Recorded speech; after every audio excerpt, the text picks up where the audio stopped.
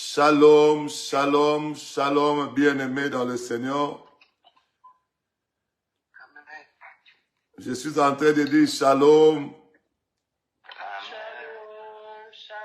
Donc, chacun de nous peut déjà partager. Chacun de nous peut déjà partager ce live pour nous permettre de gagner beaucoup de gens. Alléluia. Amen. Est-ce que vous êtes vivants? Amen. Est-ce que Jésus-Christ est toujours Seigneur? Amen. Partageons dans tous les groupes, dans tous vos contacts, pour atteindre le plus grand nombre de gens possible. Nous sommes toujours en train de parler sur l'impact de la délivrance par rapport à l'enlèvement. L'impact de la délivrance par rapport à l'enlèvement. Je vais prier pour commencer. Père éternel, notre Dieu, le Créateur des cieux et de la terre, nous voulons que tu crées en nous ce que nous avons besoin. Tu crées dans le cœur de chacun ce que tu as besoin par ta parole. Que ta parole soit prêchée avec amour et dans la puissance du Saint-Esprit pour qu'une âme à travers le monde soit arrachée du main de l'ennemi Satan et qu'elle soit libre pour te servir et surtout se préparer pour l'enlèvement. Au nom de Jésus-Christ, nous avons ainsi prié et nous disons Amen. Amen. Que Dieu soit loué, que Dieu soit glorifié. Et il a permis que nous soyons là encore aujourd'hui.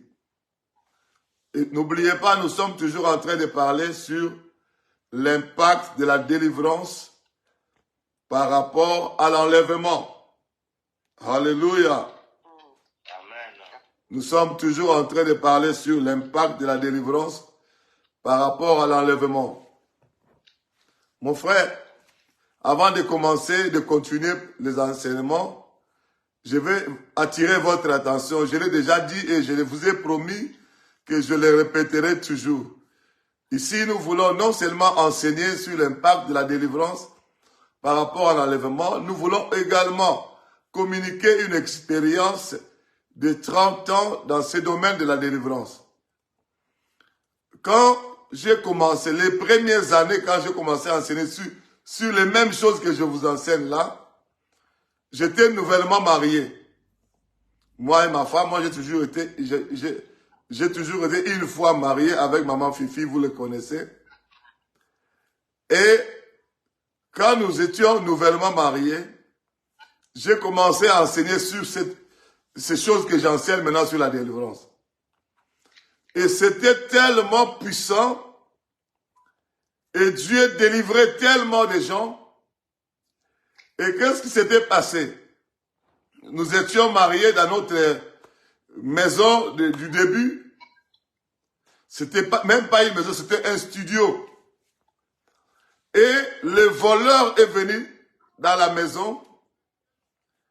Nous avions des appareils comme le réchaud, comme comment on appelle ça? La radio, nous avions comment on appelle ça? Des appareils dans la maison, des valises, des vêtements, des sacs. Mais le voleur est entré chez nous pour voler. Il n'a volé que les enseignements.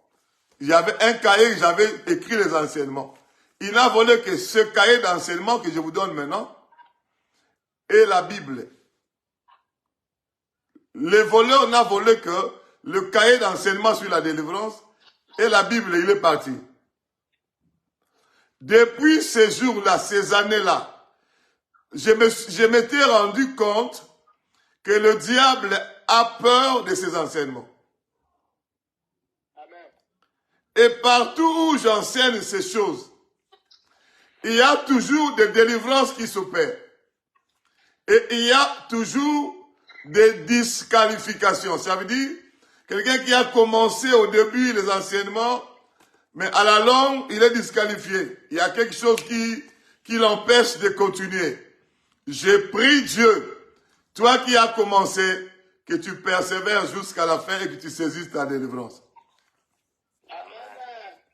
Voilà pourquoi vous voyez beaucoup d'attaques quand on enseigne ça. Je me souviens encore une fois, j'enseignais ces choses et quand j'ai fini d'enseigner un jour, j'étais en face d'une servante de Dieu. Directement, je n'ai même pas prié quand j'enseignais. Les démons ont commencé à crier. Bienvenue, pourquoi tu es venu dévoiler nos secrets? Moi, j'étais là, ébahi. Ah bon, je disais donc, ce que j'enseigne, ce sont les secrets des démons et des sorciers. Ah bon, c'est pourquoi j'ai décidé de toujours dévoiler leurs secrets par ces enseignements que Dieu nous a donnés. Mon frère, ma soeur, l'impact de la délivrance par rapport à l'enlèvement. Il y a une influence, il y a un apport que la délivrance a par rapport à l'enlèvement. Parce qu'il y a d'autres péchés que nous commettons, non pas parce que nous voulons commettre un péché, mais il y a d'autres péchés que nous commettons parce que nous sommes sous l'emprise de l'ennemi, parce que nous sommes dans une prison de l'ennemi, nous sommes condamnés, nous sommes sous le système de l'ennemi, et finalement, on commet le péché non pas parce qu'on aime le péché, mais parce qu'il y a une force, il y a un fardeau spirituel venant du diable qui nous pousse là-bas. Quand nous lisons l'histoire des fous de Gadara, le fou de Gadara avait un problème. Il avait une légion de démons. Le fou de Gadara avait une légion de démons en lui. Et la Bible dit, ces démons-là l'amenaient dans des cimetières, ces démons l'amenaient sur les montagnes, ces démons l'amenaient à briser toutes les chaînes qu'on mettait sur lui, à briser tous les fers qu'on mettait. Ces démons l'amenaient à prendre des pierres pour se déchirer le corps. Et tout ce que cet homme faisait, ce n'est pas lui qui le faisait, mais c'est les démons qui le faisaient faire ça. C'est comme ça aussi, lorsque un chrétien est sous l'emprise de l'ennemi Satan, c'est ce qui arrive. Alléluia. Amen. Je suis en train de dire Alléluia. Amen. Que le Seigneur vous bénisse. Amen. Et il est sauveur. L'impact de la délivrance par rapport à l'enlèvement. Mon frère, l'enlèvement, on se prépare pour y aller. On ne peut pas rester dans une église en train de prier et d'attendre l'enlèvement. Non. L'enlèvement, selon la pensée de Dieu, chaque personne qui sait que le Seigneur revient bientôt, et qui est chrétien, elle doit se préparer pour ça. Nous devons nous préparer. Ce n'est pas quelque chose qui se fait comme ça. Non, non. On se prépare pour ça. Mais dans la préparation pour l'enlèvement, dans le processus de la préparation pour l'enlèvement, il y a aussi la place de la délivrance. Mon frère, je vais vous dire la vérité au nom de Jésus-Christ. Je ne sais pas rappeler tout ce que nous avions dit depuis le début, mais parce qu'on a parlé de beaucoup de choses. Mais maintenant, je vais simplement continuer là où nous sommes arrêtés hier. Hier, nous avions parlé de fausses religions et de fausses églises. Comme le territoire de l'ennemi, lorsque tu fréquentes ça, tu te fais prisonniers de l'ennemi. Mais aujourd'hui, qu'est-ce que nous allons parler? Nous allons continuer toujours à parler de la fréquentation du territoire de l'ennemi, mais nous allons parler d'une chose très importante, la nourriture envoûtée. Lorsque un enfant de Dieu se met à manger une nourriture, et si cette nourriture-là est envoûtée, toi, enfant de Dieu, tu manges ça, tu te retrouves sous l'emprise de l'ennemi et dans la prison de l'ennemi. Qu'est-ce que nous attendons par la nourriture envoûtée? Toute nourriture que le diable a manipulé ça, a jeté de mauvais sorts dessus, et toi, enfant de Dieu, tu prends, tu manges. Je sais ce que tu vas me dire. Non, pasteur, la Bible dit tout est purifié par la prière et par la parole.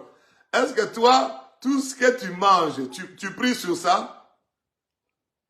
Il y en a qui mangent, ils mangent une gorgée, deuxième gorgée, troisième gorgée. Et puis il se souvient qu'il n'a pas prié depuis qu'il avait commencé à manger. Et quatrième, il s'arrête, troisième gorgée, il commence à prier. Et, Seigneur, je bénis ce repas. Et les trois autres qui sont entrés, c'est entré sans prière. Mon frère, ma soeur, je vais vous dire la vérité. Le diable, pour retenir les gens dans la captivité, il vous fait entrer dans des prisons. Et il s'arrange à ce que tu manges sans prier. Même si tu pries, la Bible dit tout est pur pour celui qui est pur. Mais si ton état d'âme n'est pas bon, tu vis dans le péché, tu entretiens les iniquités en toi. Même si tu priais pour la nourriture, ta prière est sans effet. La Bible dit la prière du méchant est une abomination à l'Éternel. Si tu vis dans la méchanceté, tu vis sous les iniquités, et puis toi-même, tu te mets à prier, cette prière-là n'a pas d'effet. Si la nourriture est envoûtée, ça reste envoûté. De la même manière, j'ai déjà vu un pasteur qui vivait dans le péché. Il prend dans l'église la Sainte Seine. Il prend le corps de Jésus-Christ et le vin comme le sang de Jésus-Christ. Et il prie sur ça. Lui-même pasteur vivait dans le péché. Ça ne deviendra pas le corps de Jésus-Christ. Ce breuvage-là ne deviendra pas le sang de Jésus-Christ. Parce que la prière du pécheur est une abomination. La prière du juste a une grande efficacité. Mais la prière du méchant est une abomination. Lorsque tu vis dans le péché, tu entretiens le péché. Tu vis dans les iniquités. Même si tu pries sur la nourriture, je répète, rien ne va, ça ne sera pas purifié. À moins que tu te répandes. À moins que tu confesses tes péchés. À moins que tu implores la miséricorde de Dieu. C'est à ce moment-là quand tu prieras pour la nourriture, c'est purifié. Mais qu'en est-il des chrétiens qui mangent la nourriture envoûtée sans prier? Ou bien qui mangent la nourriture envoûtée après avoir prié, mais avec un mauvais état d'âme? Il prie dans le péché. Il prie dans les iniquités. Il prie dans les abominations. Et cette prière est sans effet. Ça ne change pas. Ça ne purifie pas la nourriture envoûtée. Alléluia. Amen. Troisième chose. Lorsque tu manges la viande sacrifiée aux idoles, même si tu pries sur ça, une viande sacrifiée aux idoles, même si tu pries pour ça, ça te mettra en communion avec des démons. Je suis en train de parler, peut-être il y a des gens qui vont me dire, qu'est-ce que le pasteur est en train de dire? Attendez. 1 Corinthiens chapitre 10. Je suis dans 1 Corinthiens chapitre 10, je suis en train de parler de la nourriture envoûtée. Lorsque tu es en train de consommer la nourriture envoûtée, tu es dans le territoire de l'ennemi Et à ce moment-là, tu deviens prisonnier de l'ennemi. 1 Corinthiens chapitre 10, versets 19 à 20. Je suis dans 1 Corinthiens. Corinthiens chapitre 10, 19 à 20. Qu'est-ce que la Bible nous dit? Que dis-je donc? Que la viande sacrifiée aux idoles est quelque chose? On parle de la viande sacrifiée aux idoles. Ou qu'une idole est quelque chose? Nullement. J'ai dit que ce qu'on sacrifie, on le sacrifie à des démons et non à Dieu. Or, je ne veux pas que vous soyez en communion avec les démons. Je lis la dernière phrase. Or, je ne veux pas que vous soyez en communion avec les démons. Ça, on parle aux enfants de Dieu. Sur la viande sacrifiée aux idoles. La Bible dit, ce qu'on sacrifie, on le sacrifie à des démons même, non pas à Dieu. Est-ce qu'il y a-t-il les viandes sacrifiées aux idoles dans nos familles? Oui. Est-ce qu'il y a-t-il les viandes sacrifiées aux idoles dans nos villes? Oui. Frère bien-aimé, si dans ta famille, on prépare une viande, la nourriture, comme quoi on sacrifie ça à quelqu'un qui est mort, ou bien on sacrifie ça à une divinité, avec des cérémonies qu'on a fait, tu manges cette viande-là, même si tu pries. La viande sacrifiée aux idoles, on a sacrifié ça aux démons, ça te met en communion avec les démons. Alors, je reviens pour vous dire, il y a ce qu'on appelle, il y a des gens qui sont des musulmans qui mangent la viande halal. Viande halal. Dans beaucoup de magasins, on vend de la viande halal ou bien de la nourriture halal. Ça veut dire quoi? C'est une viande qu'on a sacrifiée à leur divinité qui s'appelle Allah. Viande halal. Et si vous allez sur Google, tapez viande halal, on va vous expliquer pour égorger et pour tuer la bête, on doit faire des incantations, des cérémonies selon leur divinité. Et ces cérémonies-là vont certifier que cette viande-là est halal. Ça veut dire sacrifiée à Allah. À leur divinité. Mon frère, ma soeur, toi chrétien, tu viens manger la viande sacrifiée aux idoles, viande halal. Tu seras en communion avec les démons. Parce que 1 Corinthiens chapitre 10, verset 20, dernière phrase, la Bible nous dit, « Je ne veux pas que vous soyez en communion avec des démons. » Parce que si une viande est sacrifiée aux idoles, à leur divinité, on les sacrifie aux démons. Et à ce moment-là, toi qui manges la viande sacrifiée aux idoles, tu es en communion avec les démons. Tu es dans le, même si tu pries pour ça, tu es dans le territoire de l'ennemi. On a tué une bête à l'honneur de la personne qui est décédée. Non, non, ça ce sont les esprits des morts à l'honneur des démons. Parce que la personne qui est décédée ne mange plus. Ou bien le jour où on va dans le cimetière, j'ai vu, les gens sont allés dans le tombeau. Mais quand vous allez là-bas, vous préparez la nourriture, on égorge, je ne sais quoi, quel animal, à l'honneur de celui qui est mort. Ça, ce sont des viandes sacrifiées aux idoles. Toi, un enfant de Dieu, ne mange pas. Parce que quand tu manges, tu y seras en communion.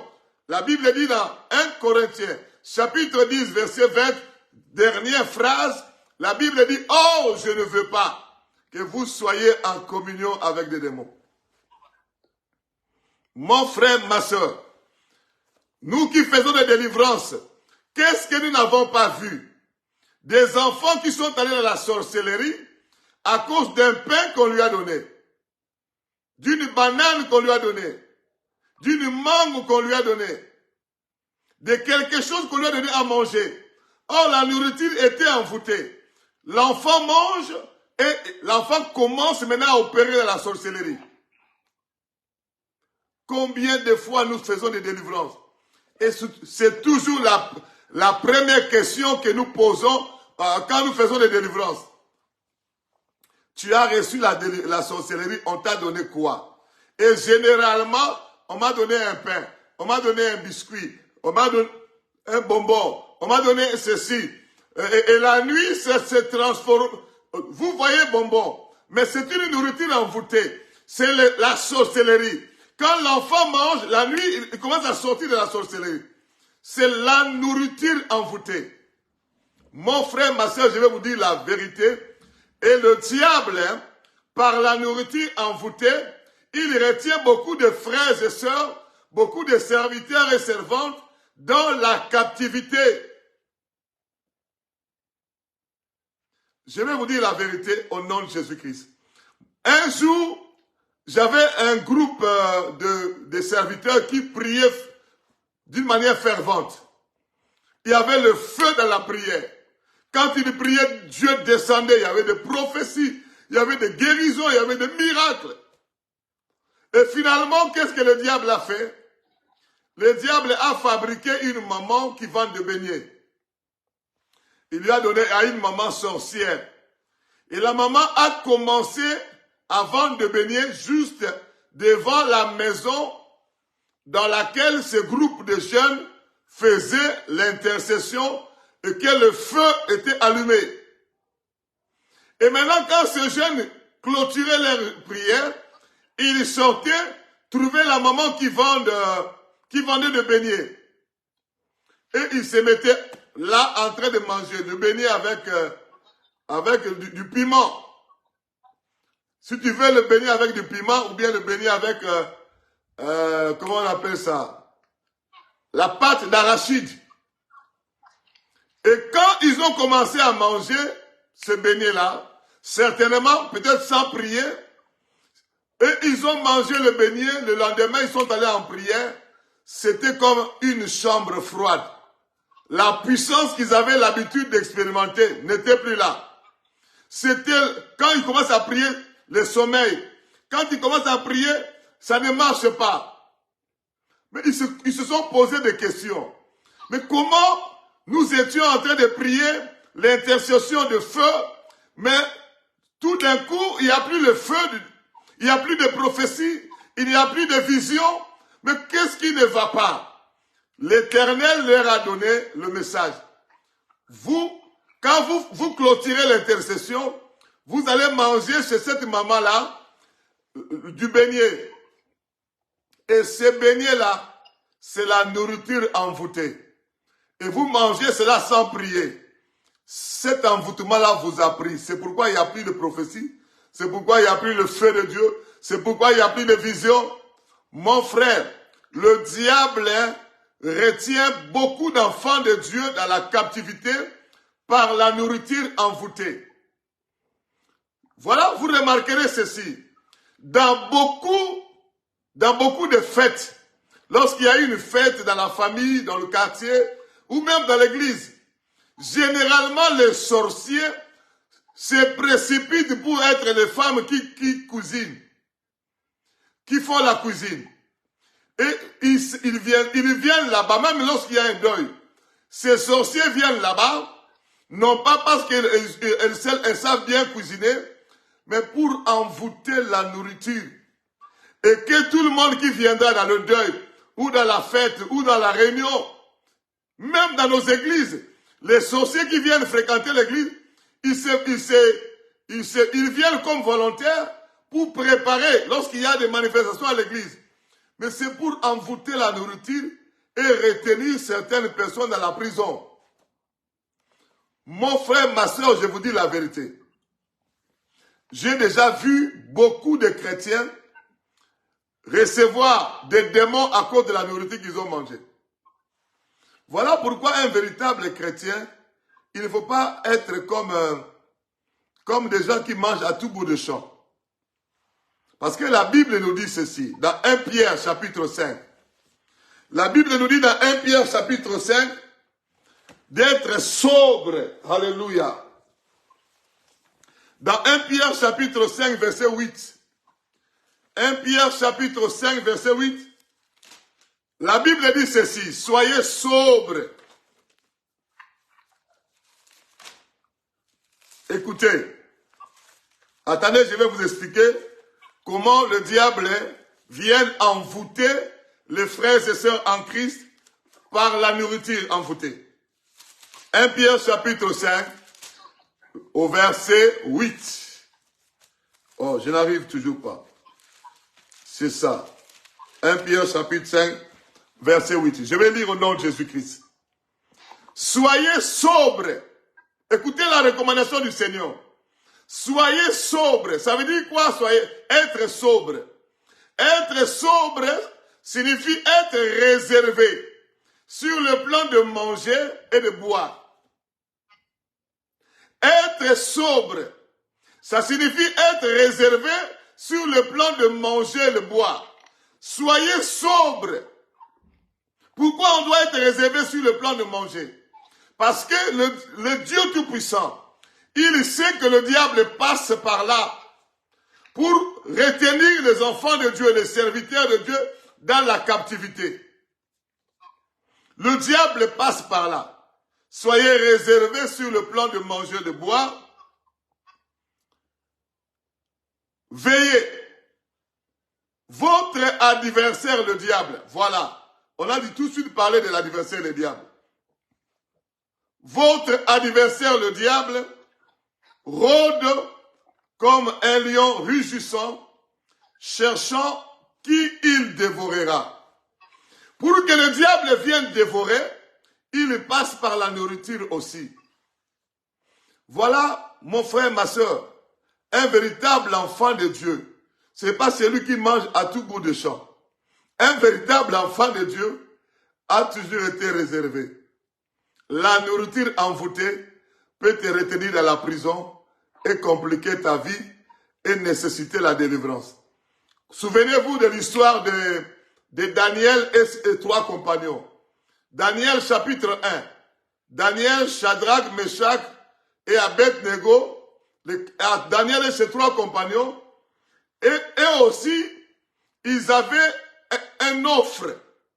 Le roi a assigné à Daniel et à ses 3 compagnons et à tous les jeunes d'aller manger la nourriture envoûtée sur la table du roi. Mais Daniel a discerné avec ses 3 compagnons. La Bible dit, Daniel résolut de ne pas s'essuyer. Parce que Daniel savait que cette nourriture-là est envoûtée. Daniel résolut de ne pas s'essuyer. Lui et ses 3 compagnons. Mais toi, Daniel était enfant de Dieu. Toi aussi enfant de Dieu. Mais généralement, nous, enfants de Dieu, nous manquons le discernement. Si un agent du diable veut t'envoûter et retenir dans la prison, il passe par beaucoup de choses, mais aussi par la nourriture envoûtée. Je me souviens une fois, nous sommes allés prier pour quelqu'un qui était malade. Et le monsieur était malade, mais on savait que sa femme était sorcière. Mais le monsieur venait à l'église, on est allé prier pour lui. Mon frère, on est arrivé là-bas, on a préparé la nourriture. Je vous dis, tu entres seulement à la maison comme ça, tu sens l'odeur te prend les intestins même. Tu serais tenté de dire, non, il faut que je plonge dessus. Avec mon équipe, je les ai dit, tel que nous allons là, on ne mange rien, on va seulement prier et sortir. Oh, pasteur, on a préparé pour vous. Mais toute cette nourriture-là, on avait préparé rien que pour vous. Hein? Mais comment vous pouvez manger? Non, non, non. Moi, je dis, on ne mange pas. Oh non, mais on a préparé pour vous, nous on ne va pas manger. Sinon, vous pouvez prendre ça. Ah! On nous a donné toute une marmite. Regarde, il y a la viande, il y a ceci. Moi, je dis, bon, ça va. Puisque vous voulez qu'on prenne, donnez-nous. Nous sommes sortis de là, on est arrivé quelque part dans la poubelle. Je vous le dis, moi je ne mens pas. Je dis toujours la vérité. Nous sommes arrivés quelque part dans une poubelle.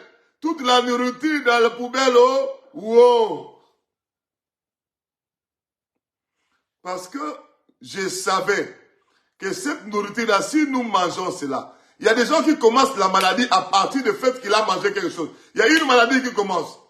Il y a une infirmité qui commence. Il y a étouffement de dons, des ministères. C'est-à-dire, la nourriture peut te faire entrer directement dans la prison du diable. Si cette nourriture-là est envoûtée, mon frère, ma soeur, nous devons être sobres. Nous devons être sobres. Une autre nourriture envoûtée dans la Bible, ce n'est pas seulement Daniel et ses compagnons qui ont refusé la nourriture envoûtée, et Dieu leur a accordé beaucoup de sagesse, beaucoup d'onction. Mais il y a aussi à l'époque d'Élie. Pourquoi Élie est allé manger la nourriture que le corbeau apportait? Pourquoi? Parce qu'il a refusé d'aller manger à la table de Jézabel. Parce qu'à la table de Jézabel, il y avait la nourriture envoûtée là-bas. Et malheureusement, tous les prophètes, ils mangeaient à la table de Jézabel. Quelle nourriture ils mangeaient là-bas? La nourriture envoûtée. Et tous ces prophètes-là ont commencé à prophétiser des chimères. Ils ont commencé à prophétiser des choses par Baal. Ils sont allés derrière Jézabel. À cause du fait, la Bible souligne bien, et les prophètes qui mangeaient à la table de Jézabel. Quelle nourriture ils mangeaient? C'est la nourriture envoûtée. Mon frère, il ne faut jamais blaguer. Il ne faut jamais blaguer avec la nourriture. Il ne faut jamais blaguer avec la nourriture. Tu es un véritable enfant de Dieu. Tu veux faire un grand ministère. Tu veux aller loin avec le Seigneur. Évite de manger n'importe où. Moi, je viens de la mission. À l'église même, j'ai dit à toute l'église, tel que je suis là, vous m'invitez chez vous pour venir prier. Ne vous dérangez pas pour la nourriture. Moi, je n'ai même pas honte. Je le dis souvent. Je ne dis pas que tous les frères et toutes les sœurs ont la nourriture envoûtée. C'est pas ce que je dis. Mais, toi, tu peux vouloir préparer, tu as un bon cœur, tu es un bon frère, une bonne sœur. Tu veux préparer pour le pasteur. Peut-être il y a beaucoup de travail, tu dis, Philomène vient, Anastasie vient, est-ce que vous ne pouvez pas m'aider à préparer pour le pasteur? Si Philomène et Anastasie sont de la sorcellerie, mais toi tu ne sais pas, et ils vont profiter de l'occasion pour envoûter cette nourriture que le pasteur viendra manger.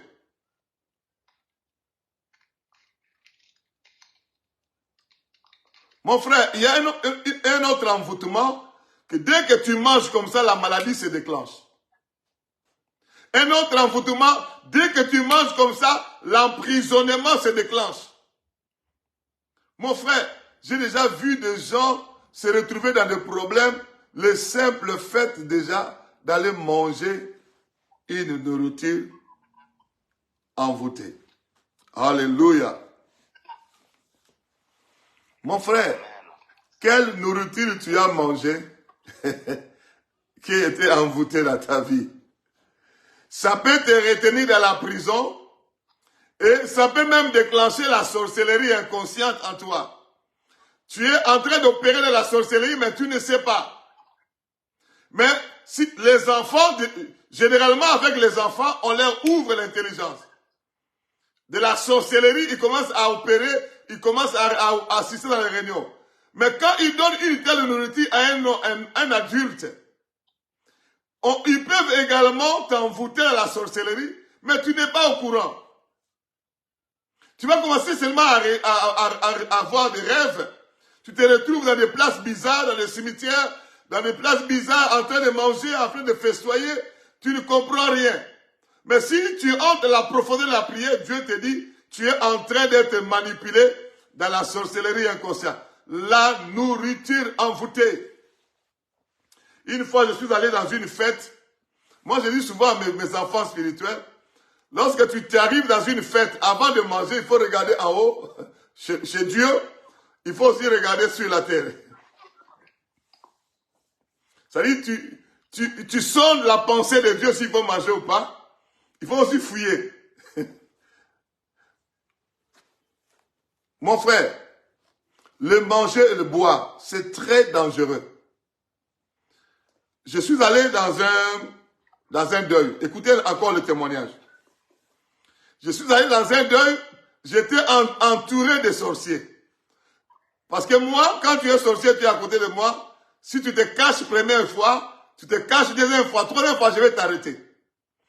Je leur promets déjà, si tu te caches une fois, deux fois, troisième fois, je vais t'arrêter. Parce que mon Dieu ne permettra pas que tu te caches trois fois. Il va me révéler et que je vais te voir. Je suis venu dans ce deuil-là, j'étais entouré de sorciers. Et je savais ici, là, même pas une goutte d'eau va entrer dans ma bouche. Je le savais. Je savais ici, là, même s'il prépare des choses succulentes, je ne mangerai pas. Et généralement, c'est comme ça que je vis comme ça. Et un sorcier est venu.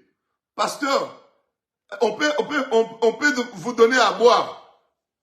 Moi, j'ai dit quoi? De l'eau. Moi, j'ai dit, mais donnez pour tout le monde. Ils ont acheté beaucoup d'eau avec des jus. Ils m'ont donné... La personne qu'on a envoyée pour acheter de l'eau, voilà, sorcier aussi. Et quand ils envoient le sorcier, viens. Ils ne pensent pas que moi, je suis en train déjà de voir ce qu'ils font. Oh, je calcule déjà je suis déjà en train de voir le jeu.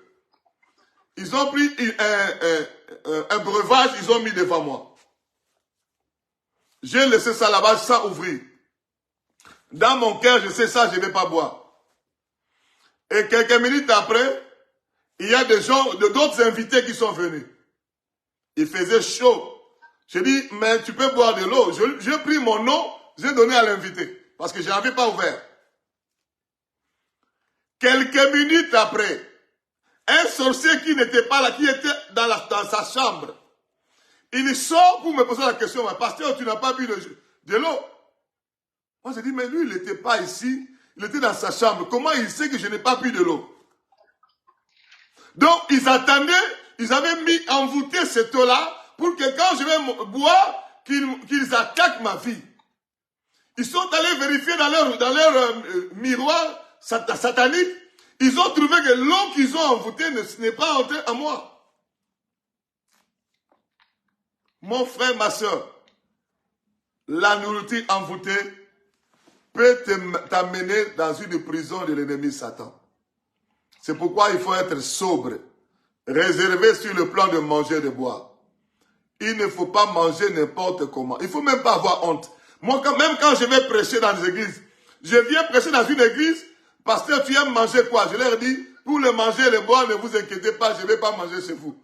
Moi, je n'ai même pas honte, je le dis comme ça. Quand ils insistent, moi je dis, j'ai été 3 fois empoisonné dans la nourriture. 3 fois. À cause de l'évangile que je prêche là. Et quand je leur dis comme ça, ils ne discutent plus. Je préfère aller dans un supermarché, m'acheter des choses, venir manger moi-même, que je m'abandonne à quelqu'un pour préparer pour moi dans la mission. J'aime pas ça. Mon frère, ma soeur, parce que je sais que le diable passe par la nourriture. Autre territoire de l'ennemi, ce n'est pas seulement la nourriture envoûtée, il y a aussi les amitiés impures. Waouh! Les amitiés impures. Territoire de l'ennemi. Celui avec qui vous êtes amis. Si celui-là est membre de Satan, du monde de Satan, du monde des ténèbres, et toi tu es ami avec lui, ça c'est pas une bonne amitié. Ce sont des amitiés impures. Et la personne qui travaille pour Satan, il est ami intime. Il est ton ami intime. Mon frère, il va te faire voir de toutes les couleurs. Parce qu'un travailleur du diable, ce qu'il fait, c'est juste te manipuler spirituellement pour Satan, pour le compte de Satan. C'est pourquoi la Bible dit dans 1 Corinthiens chapitre 15, verset 33. 1 Corinthiens chapitre 15, verset 33, la Bible dit ceci. les mauvaises compagnies corrompent les bonnes mœurs. Les mauvaises compagnies. Le Dieu Tout-Puissant admet à ce que lorsque vous avez une mauvaise compagnie, une mauvaise amitié, une amitié impure, c'est vous autres, enfants de Dieu, qui serez corrompus. La Bible dit les mauvaises compagnies corrompent les bonnes mœurs. Ça, c'est Dieu qui le dit. Lorsque tu as un ami qui est sataniste, un ami qui travaille pour Satan, vouloir ou pas, tu vas te retrouver dans la prison de l'ennemi sans le savoir. Je connais une sœur en Christ. Une fois, il est venu me présenter. Ça, c'est mon ami intime. Mon ami d'enfance. Mon ami, il portait les mêmes couleurs de vêtements. Il avait le même démarche, la même façon de parler, la même façon de... les mêmes projets. Alors que cet ami intime-là était un agent du diable. Mon frère, quelque temps après, elle est tombée malade, cette femme-là. Cette sœur en Christ. Elle m'a appelé pour venir prier. Qui je trouve là-bas? L'ami intime, sorcière. C'est elle qui a envoyé la maladie. Elle voulait tuer son ami intime.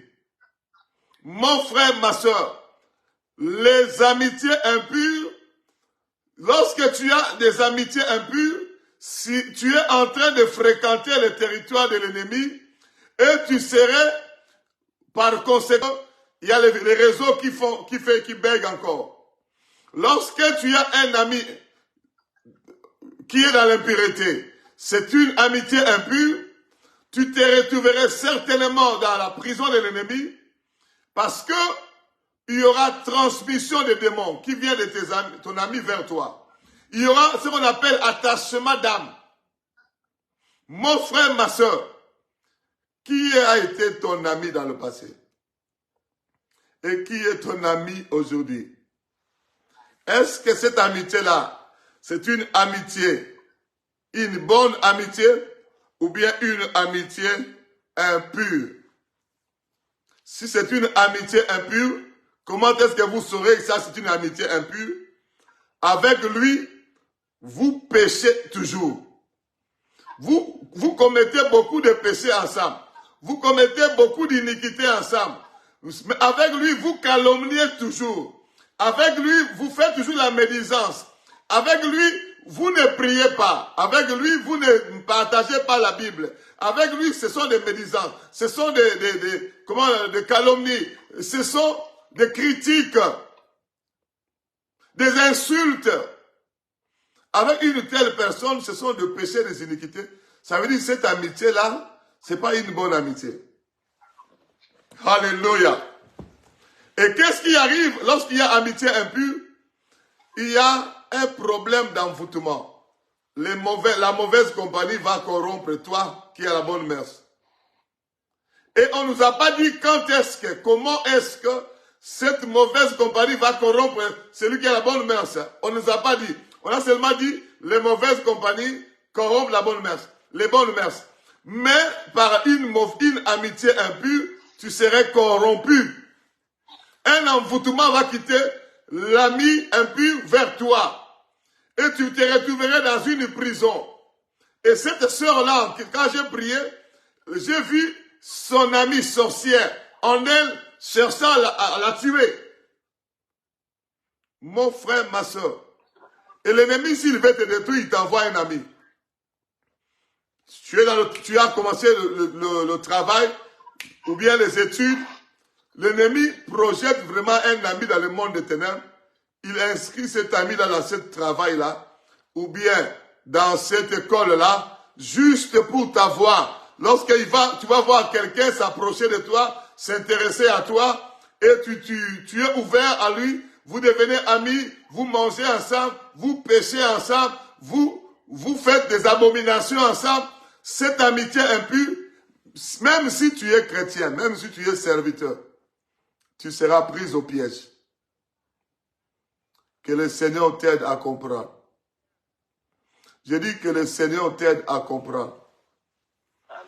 et à être libérés. Le tout dernier verset que je vais donner, c'est dans Psaume chapitre 1, versets 1 à 3.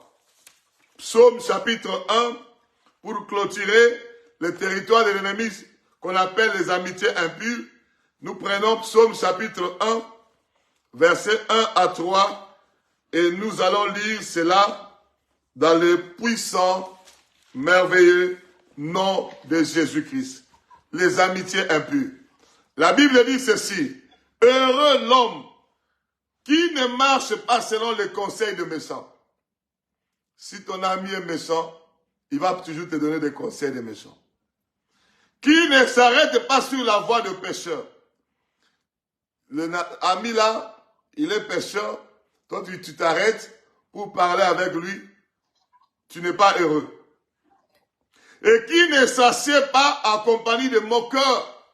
Cet ami-là, il est moqueur, il est dans le monde des ténèbres, son travail c'est se moquer des gens, tu t'attaches à lui, tu n'es pas heureux. La Bible dit heureux, l'homme qui ne marche pas selon le conseil des méchants, qui ne s'arrête pas dans la voie des pécheurs et qui ne s'assied pas avec les moqueurs.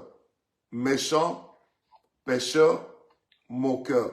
Si ton ami se retrouve méchant, pécheur, moqueur, toi tu es collé à lui, ça ce sont les amitiés impures. Tu n'es pas heureux. Pourquoi tu n'es pas heureux?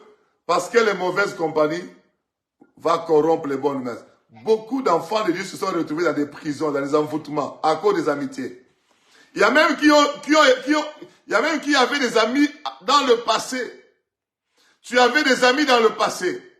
Et ces amis-là, c'était des amitiés impures. Il était membre du monde des ténèbres. Et maintenant là, vous êtes séparés. Mais le simple fait d'être ami à une telle personne, tu dois te repentir et renoncer à toutes ces alliances-là. Parce que, même si ça fait 10 ans passés, 20 ans passés, nous, dans les délivrances, nous trouvons des amis d'enfance même. Amis d'enfance. Je suis allé faire une délivrance quand j'étais en Namibie. J'ai prié pour quelqu'un quand j'étais en Namibie. La personne est en Europe. Son ami d'enfance s'est manifesté dans son corps. La personne, elle est chrétienne. Son ami d'enfance s'est manifesté dans son corps pendant la délivrance. Il dit, ça c'est mon ami d'enfance. Mais ça fait 30 ans passés, 20 ans passés, qu'ils se sont séparés.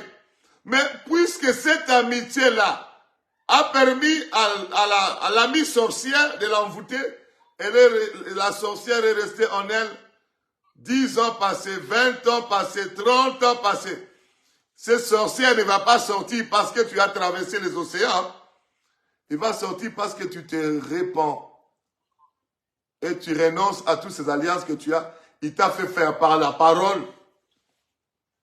Les amitiés impures te rendent captif. Les amitiés impures te mettent sous l'emprise de l'ennemi, prisonnier de l'ennemi. La solution, il faut que tu te répandes. Il faut que tu te répandes. Il faut que... Vous remarquerez, lorsque vous êtes avec un ami impur, si l'ami là prenait la cigarette, tu seras surpris toi aussi après de prendre la cigarette. Si l'ami là buvait beaucoup l'alcool, toi tu ne prenais même pas une goutte d'alcool. Cet ami là prenait beaucoup l'alcool, tu seras surpris toi aussi tu commences à prendre l'alcool. Cet ami là était impudique, un grand impudique. Tu seras surpris toi aussi, tu commences à pratiquer les stratégies de l'impudicité de ton ami. Parce que la corruption s'est installée en toi. En principe, on a parlé de la corruption, mais c'est l'envoûtement. Et tu te retrouves dans une prison. Et actuellement, si tu as un ami actuellement, et cette amitié-là est impure, même si tu pries matin, midi, soir, tu seras corrompu, tu seras envoûté, et il va nécessiter la délivrance. Sinon, tu vas te voir sous l'emprise de l'ennemi, condamné, surveillé, et tu vas te retrouver en train de tourner en rond dans la vie, parce que l'ennemi Satan ami à côté de toi, un ami impur, agent du diable. Et cet ami-là peut même commencer à être, on les appelle, celui qui te surveille. Non seulement il va t'envoûter, mais il te surveille pour que tu ne sais jamais de sortir de l'emprise de l'ennemi. Si tu as rendez-vous avec un pasteur, cet ami-là, toi tu t'ouvres. Non, j'ai un rendez-vous avec un pasteur va venir me prêcher. Toi tu penses que c'est un ami. Or, cet ami est Satan, ils vont aller attaquer ce pasteur-là. Qu'il y ait accident, qu'il y ait même la pluie, même pour que le pasteur ne vienne pas te prêcher la parole pour que tu sois délivré. Toi, tu ouvres la bouche, tu commences à livrer le secret, croyant que c'est un ami. Or, c'est un agent du diable à côté de toi. Les amitiés impures retiennent les enfants de Dieu dans la captivité. Pour aujourd'hui, je pense, je vais donner les 2 territoires de l'ennemi Satan. Et demain, on va continuer pour clôturer cet enseignement le dimanche, si Dieu le veut. Et si le dimanche, on ne clôture pas, le lundi, on va continuer. Mais si on clôture le dimanche, et je vais vous dire comment maintenant, toi qui as compris que tu es sous l'emprise de l'ennemi, dans tel ou tel domaine, qu'est-ce qu'il faut faire pour être délivré et être libre pour servir Jésus-Christ. Je prie Dieu que la parole que tu as écoutée arrache ta vie de toute forme de prison dans le puissant, merveilleux nom de Jésus-Christ. Toutes les paroles que tu as écoutées depuis le début puissent arracher ta vie de toute forme d'emprise de l'ennemi, de toute forme de prison de l'ennemi, et que la puissante main de Dieu entre dans la prison de l'ennemi. Si c'est la prison sous-marine, si c'est la prison des cimetières, si c'est la prison des forêts, si c'est la prison sous la terre, que la puissante main de Dieu pénètre là et commence le processus de ta délivrance. Et c'est là au nom de Jésus-Christ. Pour que tu sois libre et que tu te prépares plutôt pour l'enlèvement qui arrive bientôt. Si tu peux prier, dis un mot à Dieu. Seigneur, aide-moi à être libéré, aide-moi à être libre pour te servir. Prions le Seigneur. Alléluia. Je veux être libre pour te servir. Aide-moi à comprendre ta volonté. Aide-moi à entrer dans la révélation. Que je puisse comprendre quelle amitié était impure à côté de moi. Que je puisse comprendre quelle nourriture j'avais mangée qui était envoûtée et qui pèse sur ma vie. Père éternel, que chacun de nous, Seigneur, qui écoute la parole, que tu nous révèles les choses cachées, celles que nous ne connaissons pas. Que tu nous révèles les choses cachées, celles que nous ne connaissons pas. Que tu nous donnes le réflexe de vivre comme les compagnons de Daniel qui ont refusé la nourriture envoûtée dans la maison du roi Pharaon. Et ils étaient sanctifiés. Ils étaient mis à part. Tu les as bénis par la suite. Père éternel, bénis cette parole dans le cœur de chacun. Bénis cette parole dans la vie de chacun. Et que l'objectif, les résultats escomptés, quand nous avons suivi ces enseignements, nous soient parvenus au nom de Jésus-Christ. Que nous soyons libres, totalement libres pour te servir. Amène l'élan de la repentance, sincère, totale, profonde, pour que ta main puissante, qui commence le travail par l'enseignement, achève le travail par la libération totale. Au nom de Jésus-Christ, nous avons ainsi prié et nous disons Amen. Que le Seigneur vous bénisse. Demain, on va parler de choses très, très fortes. Demain, c'est samedi à 21h. On va parler de choses très, très fortes. Si tu te retrouves dans ce qu'on enseigne, il faut simplement écrire. Il faut écrire ça quelque part. Les autres enseignements, si tu n'as pas suivi, va sur YouTube, Pasteur Bienvenu Massia, et là, il y a d'autres enseignements. Que le Seigneur vous bénisse.